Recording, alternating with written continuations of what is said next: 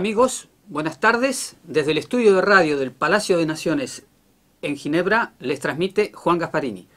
Tenemos el honor de recibir a Fabián Salvioli, que, como ustedes conocen, es el relator especial sobre la promoción de la verdad, la justicia, la reparación y la garantía de no repetición, las garantías de no repetición. Hoy ha presentado un informe temático, como se llama en la jerga aquí en Naciones Unidas, sobre el deber o la obligación, según mi interpretación, de enjuiciar y sancionar violaciones manifiestas de los derechos humanos y violaciones graves del derecho internacional humanitario. ¿Es un deber? ¿Es una obligación?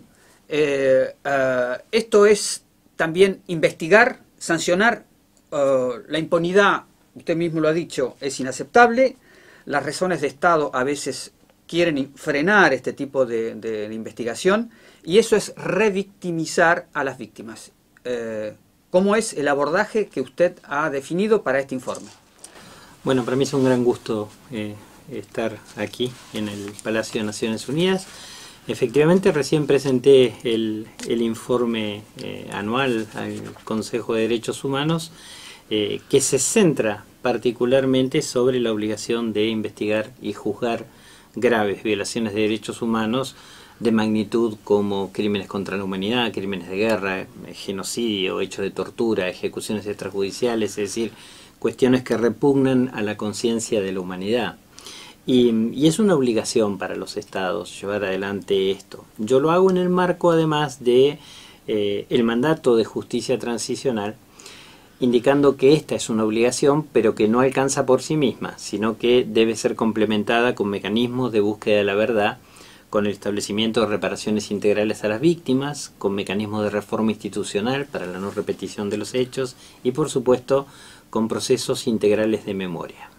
Sí, usted resaltó la importancia de estas suertes o comisiones de la verdad, como se les suele llamar, pero lo que quería también remarcar es la metodología del trabajo. O sea, usted se hizo un verdadero trabajo de investigación periodística con la posibilidad de que los estados estuvieran un poco obligados a responderles a sus cuestionarios, porque usted ha hecho un trabajo de consulta, de compulsión con los estados que han tenido experiencias, algunas fructíferas y otras no. ¿Cómo fue esa metodología y cuánto tiempo duró? Porque conseguir todo eso... Bueno, siempre los informes que hacemos tienen que estar validados, y entonces en ese sentido hay una metodología de cuestionario que responden los estados, que responden organizaciones de la sociedad civil, entidades académicas, se contactan personas expertas de distintos lugares del mundo, se hacen reuniones. El año pasado yo las hice vía Zoom por la pandemia, y con toda esa información se confecciona un informe que tiene más o menos 10.500 páginas, que es 10.500 palabras, que es el límite que nos pone la Asamblea General de Naciones Unidas, donde tratamos de recopilar los principales estándares en la materia. Eso permite una fuerte validación del trabajo formulado con base en, obviamente, el derecho internacional de la persona humana. En la jerga del derecho se habla de la base legal. Usted tuvo a la vista instrumentos de derechos humanos, la jurisprudencia del Comité de Derechos Humanos, que vigila el Pacto de Derechos Civiles y Políticos, la Corte Internacional de Justicia, también usted citó, y la Corte Penal Internacional, que usted subraya que hay solamente 133 países que la han ratificado. Es una forma de decir de que si son 193 los que conforman Naciones Unidas, todavía hay un trabajo para hacer. Por supuesto, digamos, es indispensable que los estados que restan ratifiquen el Estatuto de la Corte Penal Internacional. Pero también hay que recordar, señor Gasparini, que la Corte Penal Internacional es una institución complementaria y que el deber principal de enjuiciar y castigar a quienes han cometido estos hechos aberrantes le corresponde a los estados a nivel nacional, el estado de territorialidad donde se han cometido los hechos, o a otros estados en aplicación del principio de jurisdicción universal. Sí, efectivamente, un olvido que yo había tenido es que la Corte Penal Internacional interviene cuando el Estado no se encarga de llevar adelante la tarea.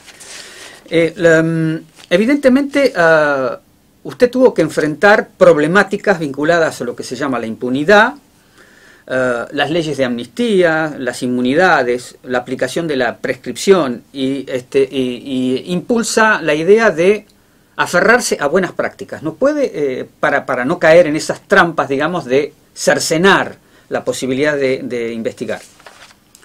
Sí, hay buenas prácticas en distintos escenarios. Hay estados que han derogado leyes de amnistía que habían sido adoptadas. En otros casos se han retomado los juicios que habían sido interrumpidos por determinadas cuestiones. Hay estados que han adecuado su legislación a la tipología de violaciones de derechos humanos conforme al derecho internacional. Y esos son, por supuesto, avances importantes, así como los estados que han ratificado el Estatuto de la Corte Penal Internacional. Para los estados que son partes del Pacto Internacional de Derechos Civiles y Políticos, la obligación de investigar y condenar violaciones graves de derechos humanos se desprende del artículo 2, es muy claro eso, y este instrumento vincula a más de 170 estados en todo el mundo. Lo que sucede es que hay veces que hay estados que adoptan otro tipo de legislaciones que son absolutamente contrarias al derecho internacional y que provocan amnistía o que provocan impunidad de facto. Y ese es un serio problema y es una trampa, porque no se puede avanzar hacia un estado consolidado, en paz, democrático, si se deja a las víctimas revictimizadas y si no se aborda el pasado como corresponde. Ejemplos sobran. Sí, ahí usted también cita inmunidades como algo que hay que tener cuidado y la aplicación muchas veces de la prescripción. Y también hay que tener cuidado con las sanciones alternativas. ¿Cómo se pone ese universo que ha sido de alguna manera tomado en consideración por varios países? Usted cita Liberia, Colombia, con las sanciones alternativas.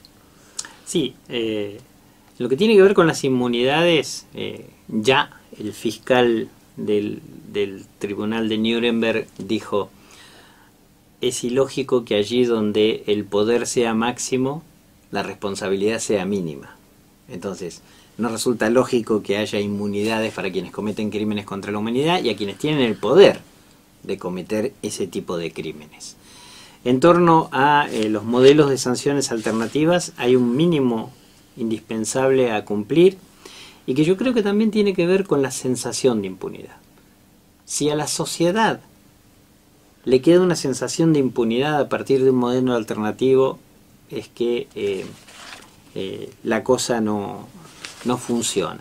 Y lo cierto es que, ¿cuál es el mensaje que le estamos dando a una sociedad cuando un delito menor genera condena de cárcel, cumplimiento efectivo, etcétera, etcétera, y una masacre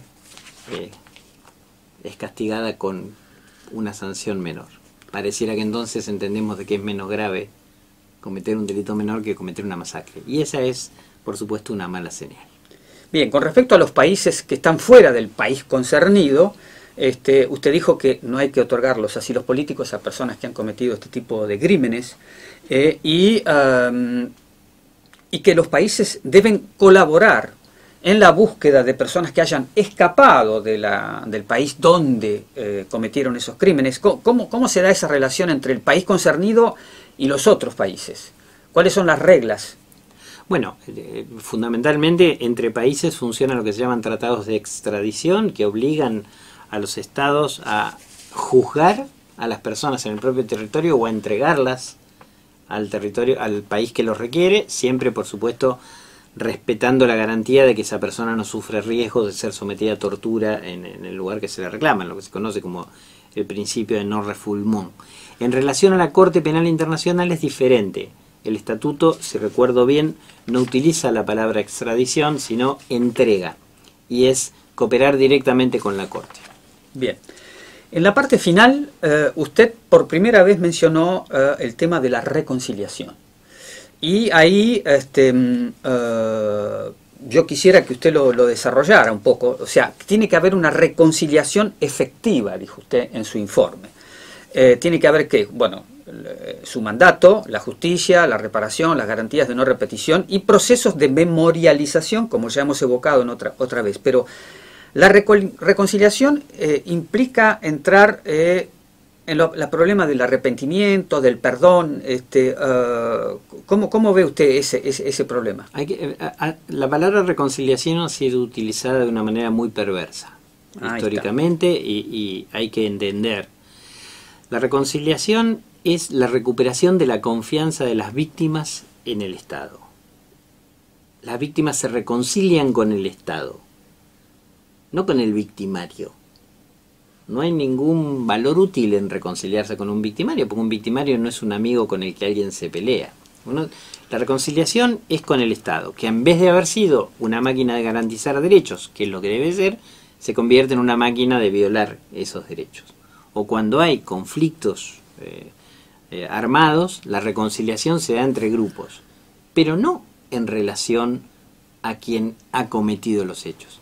Allí puede juzgar un perdón, en todo caso individual, pero a nadie se le debe obligar a brindar ese perdón, primero, y el hecho de que haya perdón o reconciliación de ninguna manera debe implicar que el Estado deje de cumplir con su obligación de juzgar y condenar a quienes han cometido los crímenes. Otra vez, el ejemplo de todos los días es el más claro.